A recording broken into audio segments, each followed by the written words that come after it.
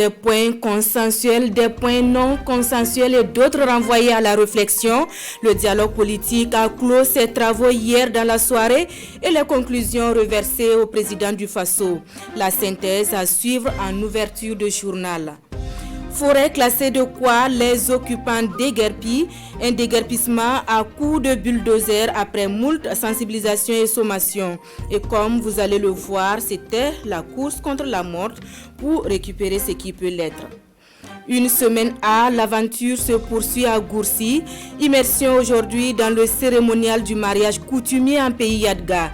Découverte ou redécouverte dans un instant. Merci de nous recevoir chez vous. Tout d'abord, les adieux du diplomate ivoirien au président du Faso. Un adieu sur fond de bilan des 5 ans du séjour de l'ambassadeur au Burkina Faso.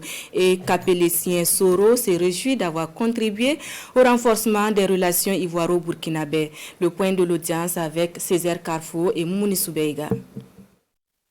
En fin de mission, l'ambassadeur de Côte d'Ivoire au Burkina vient faire ses adieux au président du Faso, Roch-Marc Christian Kaboré.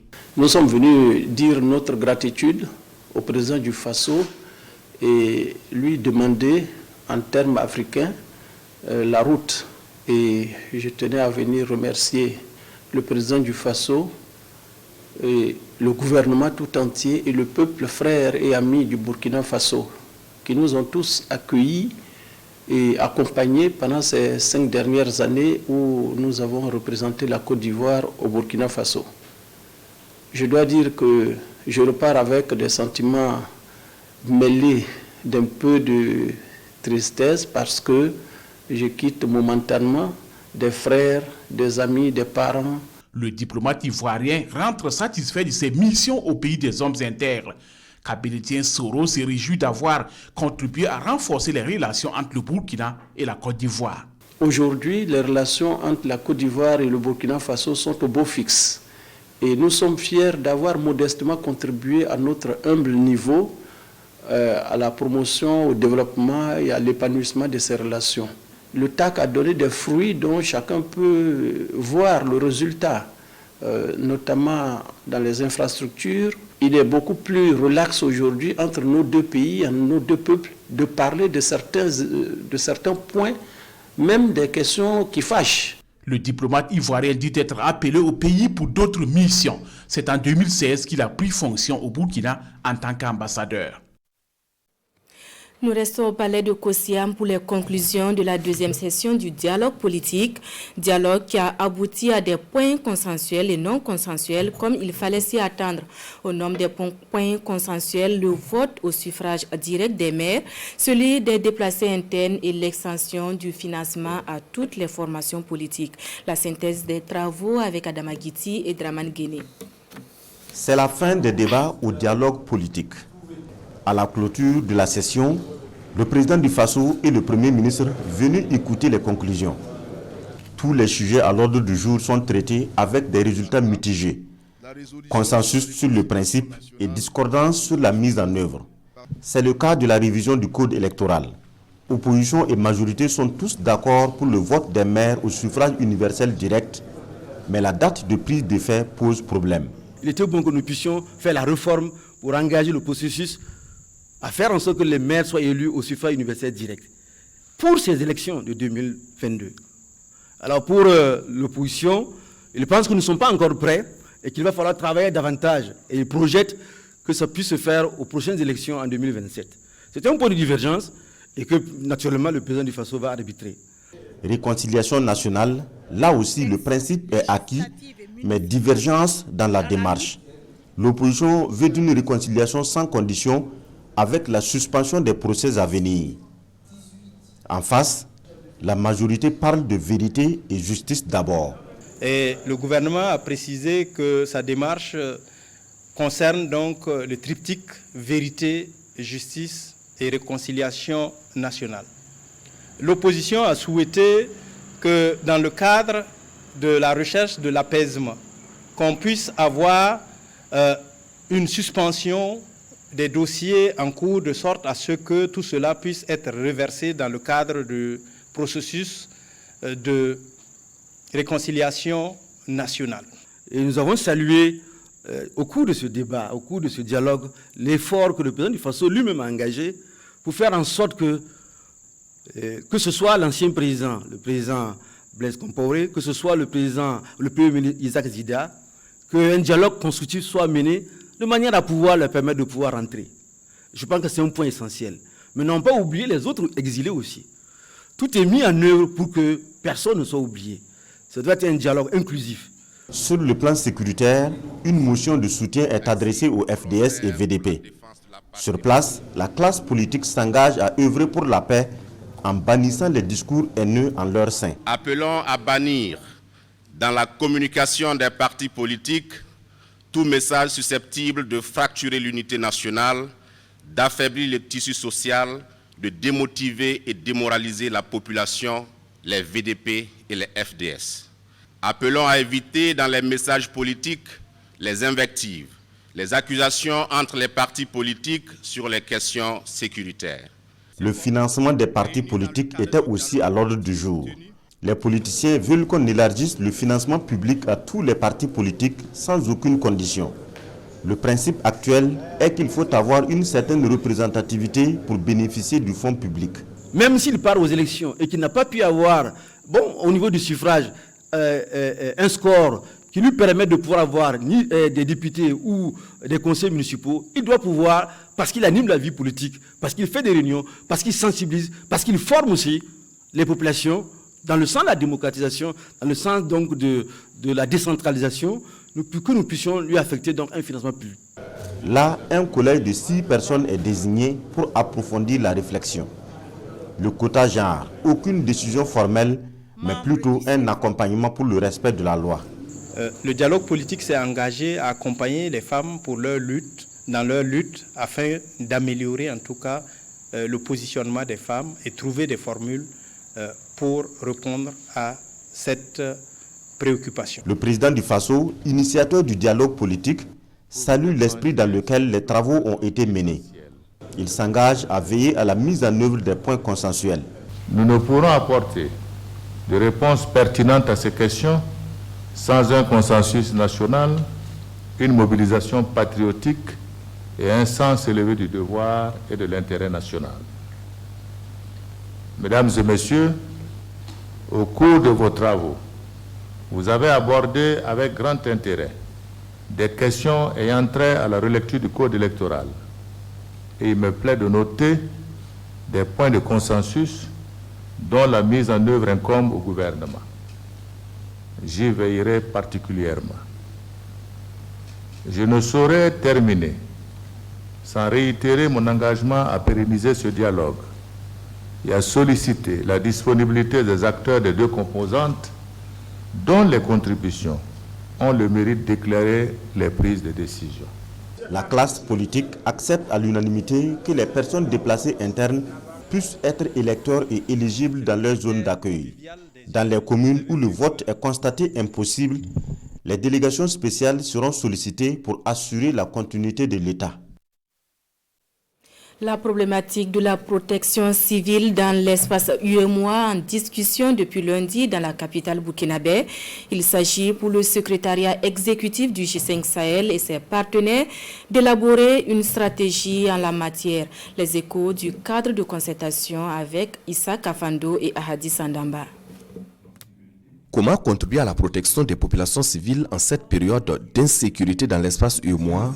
Trouver donc des voies et moyens pour sécuriser davantage les populations affectées par les attaques terroristes. C'est tout l'enjeu de la présente rencontre. Une rencontre qui réunit ici des acteurs humanitaires, des partenaires techniques et financiers, mais aussi des responsables de la force conjointe du G5 Sahel. Ça permettra aussi de regarder et d'analyser le rapport entre la population et les forces de défense et sécurité et de tirer toutes les bonnes expériences de protection de la population civile. Et enfin, de regarder quelles propositions nous pouvons faire et qui pourront permettre également de nourrir l'élaboration de cette stratégie régionale de protection de la population civile. En plus d'approfondir les réflexions pour protéger les populations dans l'espace UEMOA, la promotion et la protection des droits de l'homme par les forces de défense et de sécurité sur le terrain intéressent ce cadre de concertation et d'échange. Bien que nos forces de défense et de sécurité sont formées en ce qui concerne les droits internationaux humanitaires, les droits de l'homme, mais néanmoins pour rendre beaucoup plus légal, pour rendre beaucoup plus soutenue cette action en matière de droits de l'homme, nous on a pensé qu'il y ait une stratégie régionale concernant la protection des civils. À cette rencontre, les participants ont 4 jours pour s'accorder sur des mécanismes et des recommandations à adopter en vue d'une meilleure protection des populations civiles dans l'espace communautaire. Des conclusions qui seront transmises aux plus hautes autorités pour application. Venons-en au second titre de cette édition, le déguerpissement des occupants de la forêt classée de Kwa. Un déguerpissement qui intervient après plusieurs rencontres de sensibilisation et même de sommation. Les occupants ont été réveillés hier au petit matin par le vrombissement de bulldozers. Constat avec Drissa Traoré et Ismaël Satounet Paris. Passage à l'acte de la direction régionale en charge de l'environnement des hauts-bassins. Cela après maintes avertissements sommant les populations installées anarchiquement dans la forêt de Kwa de quitter les lieux. C'est donc avec impuissance que ces dernières assistent à la destruction de leurs concessions.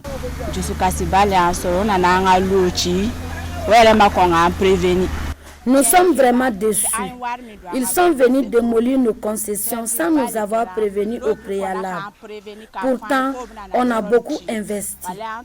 S'ils nous avaient avertis, on allait au moins ramasser nos effets avant la démolition.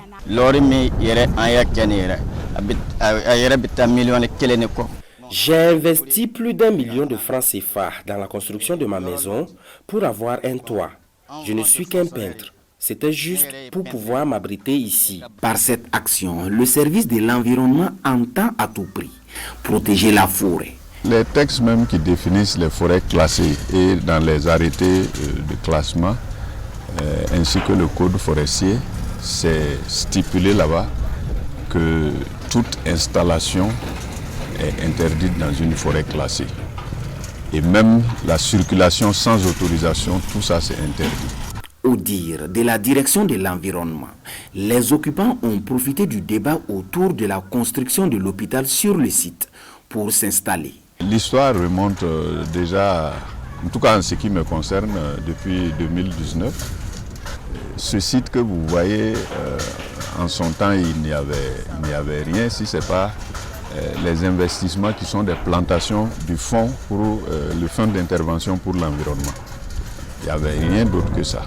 Même si certains occupants disent n'avoir pas été suffisamment avertis, les responsables de l'environnement estiment que le processus de sensibilisation a été entamé depuis quelque temps. Au début, nous avons recensé ceux qui avaient des plaques d'identification de leurs prétendues parcelles, que nous avons voulu sensibiliser pour dire « vous ne devez pas être ici ».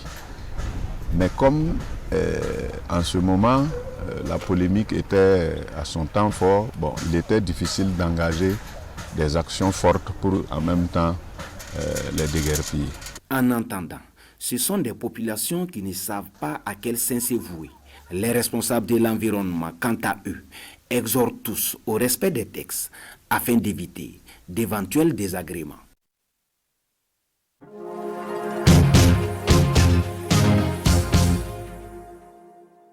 Donc de notre séjour à Goursi et aujourd'hui nous nous intéressons au mariage coutumier dans la localité.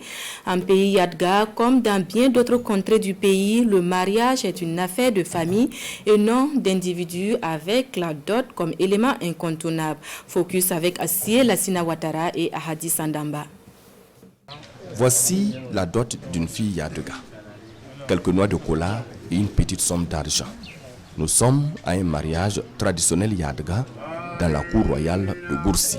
Vous apportez de la cola et puis il y a un minimum que vous donnez pour les vieilles, les chefs et puis ceux qui font le mariage. Mais c'est pas un problème monétaire, c'est vraiment beaucoup plus l'engagement et le souhait que ça élargisse la famille, le boudou, dans des conditions stables. Ici, pas besoin de la présence de la fille. Seul son père ou son oncle, le prétendant et quelques membres des deux familles. C'est une affaire entre hommes, aucune présence féminine. Et c'est une tradition qui se transmet de génération en génération. Cependant, il y a des principes de base avant de sceller tout mariage. Ici, et quand on vient, la première des questions, c'est de se demander est-ce que la fille est d'accord. On n'a pas de mariage forcé. Et il y a le problème de l'âge. On ne va pas marier des filles qui ne sont pas en maturité. Bon, des thématiques comme les thématiques de l'excision, on en profite pour en parler. Au-delà du cérémonial, le mariage traditionnel Yadga est le lieu également pour la famille du marié de connaître davantage la famille de la mariée. Ce n'est pas tout. La famille de la fille prodigue des conseils, mais quelquefois, il y a des mises en garde à la famille du marié quant à certains comportements dans la vie du couple et surtout les totems de la fille. Ça, c'est l'essence même des traditions. Hein. Donc, par exemple, nous ici, on a des totems. Le premier totem, c'est le petit oiseau rouge. Il y a également le bois, qui est le symbole mythique. Après donc cette étape, le sort est scellé. La famille du marié peut maintenant rentrer et revenir une fois la nuit tombée pour amener sa belle-fille. Mais attention, à la sortie, les belles-sœurs et les sœurs de la mariée réclament quelque chose.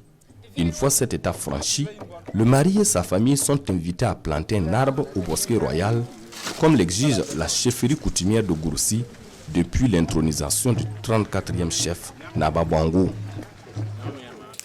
La ville de Goursi elle-même est mariée à celle d'Olonne-sur-Mer en France. Un mariage vieux de 34 ans avec comme principe de base le développement endogène. Le jumelage a permis la réalisation de plusieurs infrastructures dans les domaines de l'éducation, la santé et l'assainissement. Le point de l'impact du mariage entre les deux villes, toujours avec Assie Lassina Ouattara et Ahadi Sandamba.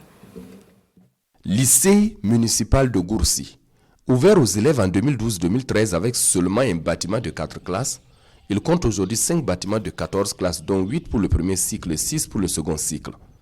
Une capacité d'accueil renforcée grâce aux efforts du jumelage Solidarité commune de Goursi au Olonne-sur-Mer. Le comité de jumelage a construit 4 bâtiments, un parking et un forage équipés de châteaux d'eau au profit de cet établissement public.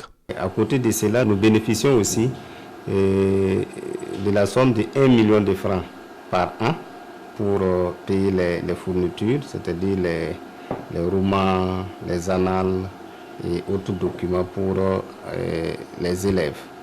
Voilà, donc ça fait que au niveau des résultats, ça se ressent.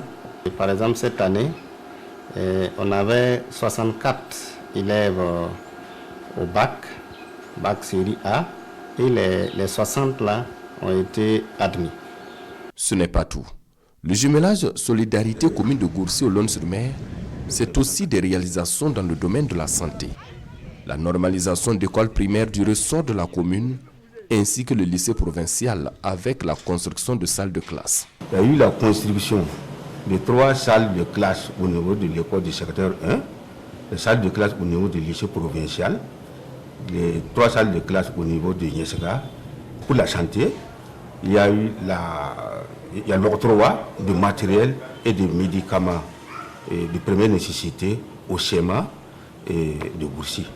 Il y a eu même la construction du crène qui a en tout cas désengorgé un peu la pédiatrie. Véritable casse-tête chinois pour les populations, l'accès à l'eau potable est également une priorité pour le comité de jumelage Solidarité commune de Goursi au Olonne-sur-Mer. Il y a eu près de 40 puits à grand diamètre qu'ils ont réalisé dans les différents villages de Goursi. Il y a eu aussi la réhabilitation de près de 20 forages et la réalisation de 7 nouveaux forages. Et au niveau du lycée provincial, il y a eu un forage équipé de châteaux. Le jumelage Solidarité commune de Goursi au Olonne-sur-Mer est effectif depuis 1987 grâce aux efforts de feu Bernard Ledia Ouedraogo. Et en 34 années de coopération, ce sont plusieurs milliards de francs CFA qui ont été injectés dans la commune de Gourcy, dans les domaines de l'éducation, de la santé et de l'assainissement, au grand bonheur des populations. De Gourcy, nous mettons le cap sur la cité de l'Épervier. Manga, dans le centre-sud, a abrité la commémoration de la Journée internationale de l'alphabétisation. Une commémoration placée sous le signe de la réduction de la fracture numérique. Konson Koulibaly et Estelle Judith Assogba, de retour de Manga. Avec 78 000 apprenants déclarés alphabétisés, selon les chiffres du ministère de l'Éducation nationale et de la promotion des langues, le Burkina Faso est loin du compte pour les ODD 2030, c'est-à-dire une alphabétisation pour tous. Et la commémoration de la Journée internationale de l'alphabétisation Manga 2021 offre une opportunité aux acteurs d'examiner la question en lien avec la thématique choisie au plan international. L'alphabétisation pour une reprise axée sur l'humain réduit les fractures numériques. Au thème principal retenu par la communauté internationale s'ajoute au plan national un thème secondaire. Et je cite, « Contribution des technologies de l'information et de la communication à l'accélération de l'alphabétisation et de la promotion des femmes et des filles ».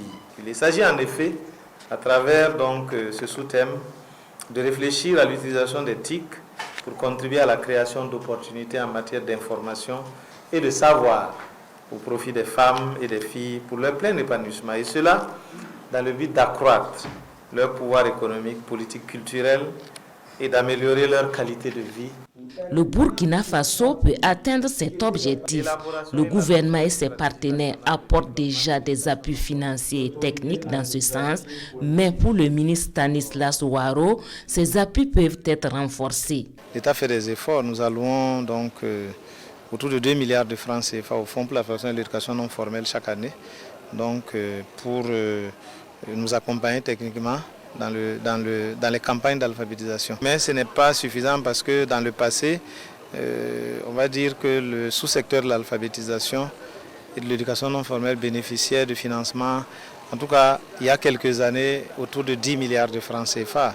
Donc, il y a des efforts à faire. En attendant de lever ces goulots d'étranglement, le ministre Ouaro invite ses acteurs à s'investir dans la recherche des solutions idoines pour faire de l'alphabétisation et des TIC les moyens de libération et de promotion de l'individu et particulièrement de la femme et de la jeune fille. Le dernier tirage de la tranche commune entente a tenu en terre ivoirienne la semaine dernière a fait 5 heureux gagnants au Burkina. Des parieurs qui ont partagé la cagnotte de 10 millions de francs CFA.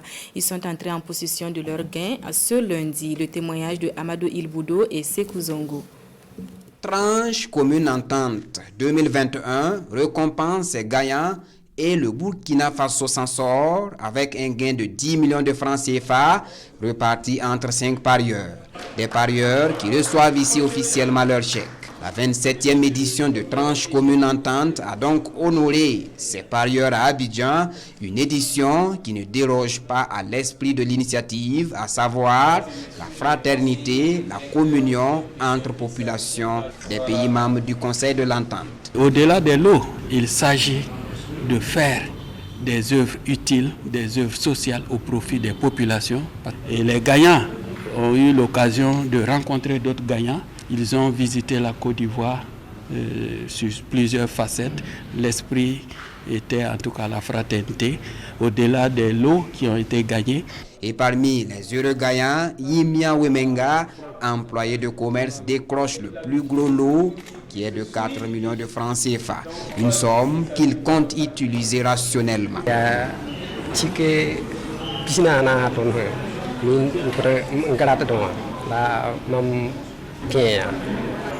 C'est après avoir gratté un ticket de 200 francs que je suis aujourd'hui heureux gagnant. Je suis très content de la Lonabé. Les 4 millions de francs que je viens d'empocher vont servir à développer mon commerce. Tranche commune entente a été instituée dans les années 1970 pour perpétuer la vision de communauté dans l'espace Conseil de l'entente. Tranche commune entente est ainsi un produit de loterie organisée par les loteries du Burkina Faso, du Niger, du Bénin, de la Côte d'Ivoire et du Togo. À présent, l'actualité vue par nos confrères de la presse écrite, entre autres sujets à lire dans les quotidiens du jour, la démolition des non-lotis à Bobo Dioulasso, la liste des 27 étalons pour les journées éliminatoires du Mondial Qatar 2022, sans oublier les conclusions du dialogue politique, la revue de presse de Boukari Ouedraogo. Des positions consensuelles, non consensuelles, des points à approfondir se sont dégagés lors de la deuxième session du dialogue politique, souligne l'observateur Palga. Au nombre des points d'accord, majorité et opposition s'accordent sur le suffrage universel direct en ce qui concerne les élections des maires, nous dit le quotidien de Tassidoya. Sur l'aspect réconciliation nationale, les deux parties se sont engagées à œuvrer pour la bonne marche du processus. Cependant, un point non consensuel demeure, celui des exilés, nous dit l'observateur Palga. À propos, Rochma Christian Kabouré promet de prendre langue avec Blaise Zida, mais en relief aujourd'hui au Faso. Mieux, le président du Faso réitère dans le journal Le Pays son engagement à pérenniser le dialogue politique tout en sollicitant la disponibilité des acteurs de deux composantes, même si la date de mise en œuvre des points consensuels divise. En sport, football, 6 points à prendre pendant les phases éliminatoires du Mondial Qatar 2022 et Kamou Malo, le sélectionneur des étalons, vient de rendre publique la liste des 27 joueurs appelés à qualifier le Burkina, souligne le journal Le Quotidien. Les 27 étalons iront donc à l'assaut des requins de la mer Rouge et le plus important selon le journal Le Pays est de sortir vainqueur de la double confrontation. Pendant que les étalons s'organisent du côté de Bobo Dioulasso, les résidents de la zone non lotie du secteur 33 se sont réveillés sous les vrombissements de Caterpillar. Une opération de démolition qui fait dire aux concernés dans le journal L'Express du Faso qu'ils auraient préféré mourir. C'est tout pour ce 13h. Merci à vous qui l'avez suivi. Nos confrères des langues nationales vous retrouvent tout à l'heure à 14h. Bon après-midi en compagnie de nos programmes.